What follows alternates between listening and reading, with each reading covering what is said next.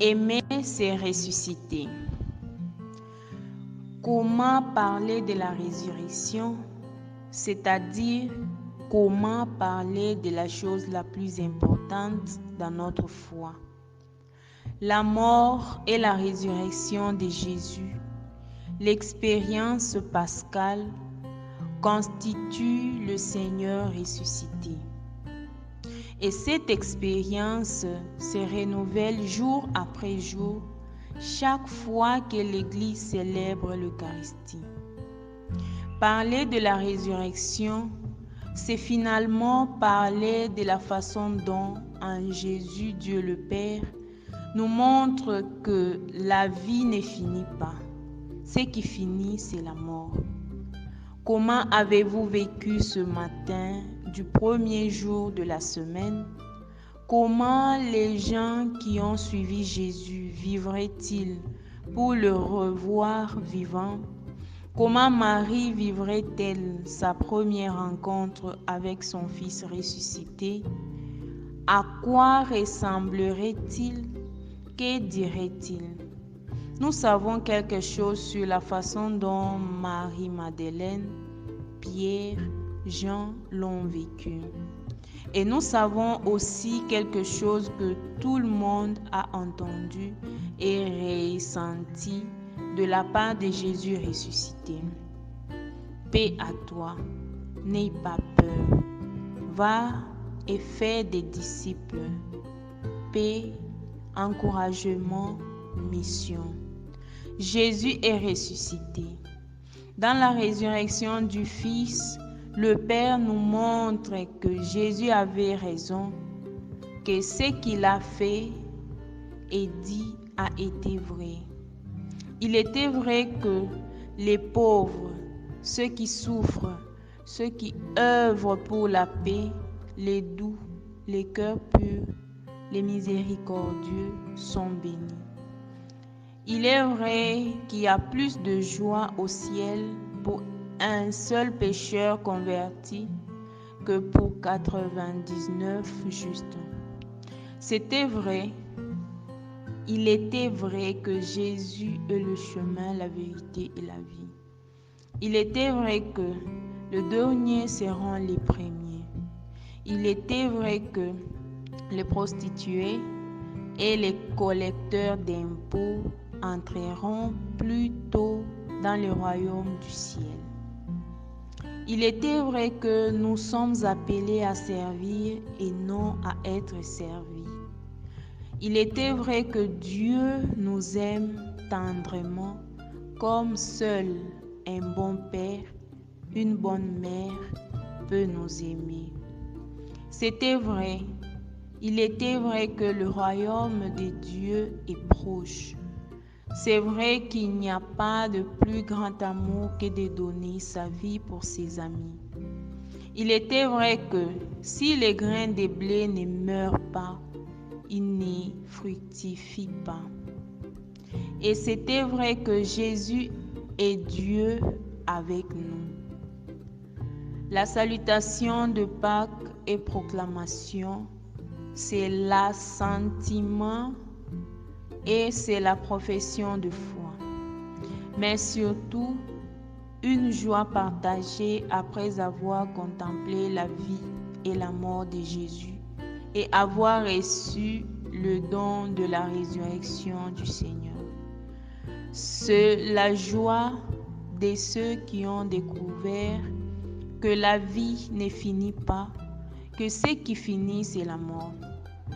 Le Christ ressuscité vient avec l'office de réconfort. Ignace de Loyola. Comme ce qui est arrivé aux apôtres ce premier jour de la semaine, ils reçoivent la consolation et sont envoyés pour consoler et guérir. Nous recevons la consolation et nous sommes envoyés pour consoler et guérir. Ignace veut que la joie de la résurrection devienne une mission. De même que dans la 3e semaine, nous avons vu comment la divinité se cache Maintenant, dans cette 4e semaine des exercices, elle nous est révélée et nous la reconnaissons aux effets qu'elle produit. Comme grâce à demander, que la joie du Seigneur vous envahisse, la grâce de vous réjouir et de jouir intensément de tant de gloire et de joie du Christ notre Seigneur. Il ne s'agit pas tant de se réjouir pour moi-même, mais pour le Christ ressuscité. Il s'agit de se réjouir de sa vie. Laissez la joie du Seigneur vous envahir. Laissez-vous appeler et attirer par le ressuscité. La joie du Seigneur est votre force. Néhémie chapitre 8 verset 10. Considérez comment la divinité qui semblait se cacher dans la passion apparaît et se montre maintenant si miraculeusement dans la très sainte résurrection par les vrais et les plus saints effets de celle-ci. Nous connaissons Dieu par les effets qu'il produit. Regardez le travail de consoler que le Christ notre Seigneur apporte et comparant comment certains amis réconfortent habituellement les autres. Ignace lui-même vous avertit que le propre du mauvais esprit est d'œuvrer contre la vraie joie. C'est le dernier complot d'attaque qui reste à l'esprit maléfique, œuvrer contre la vraie joie. Les sentiments à atteindre en cette 4e semaine sont: accueillir affectivement et efficacement ce Christ ressuscité qui a pour mission de consoler. Participe à sa victoire sur la mort. Participe à leur joie. Laissez le ressuscité dans votre histoire personnelle. Vous en avez sûrement besoin. Comme don du ressuscité, je vous propose d'accompagner les premiers disciples le matin de ce dimanche-là et que le sujet de la prière soit les effets de la résurrection à provoquer dans la première Église. Considérez et contemplez les dons que le ressuscité fait aux disciples le matin du premier jour de la semaine. Jean chapitre 20, versets 11 à 18. Texte sur Marie-Madeleine. Dispersion affective. Ils ont pris mon Seigneur, je ne sais où ils l'ont mis. Le matin du jour de la résurrection, Marie-Madeleine se rend au tombeau à la recherche d'un mort. Luc chapitre 24, versets 13 à 35. Texte sur les disciples d'Emmaüs. Dispersion géographique. Les disciples d'Emmaüs, ce sont eux qui, désespérés, retournent dans leur ville, là où ils étaient.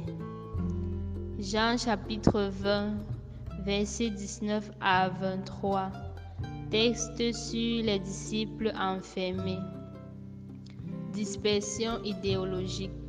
Les 11 du Cénacle qui n'osaient pas sortir au cas où ils seraient crucifiés, au cas où ils leur feraient ce qu'ils avaient fait à Jésus.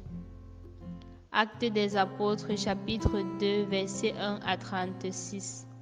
Lisez lentement le fragment qui raconte l'expérience des apôtres. La Pentecôte, c'est le revers de la monnaie de Babel. À Babel, personne ne se comprenait. La Pentecôte, d'autre part, nous éclaire sur la communication comme un don de Dieu. La Pentecôte nous rappelle que si nous abordons la vie d'autrui avec tendresse et honnêteté, nous le comprendrons. C'est le miracle de l'Esprit.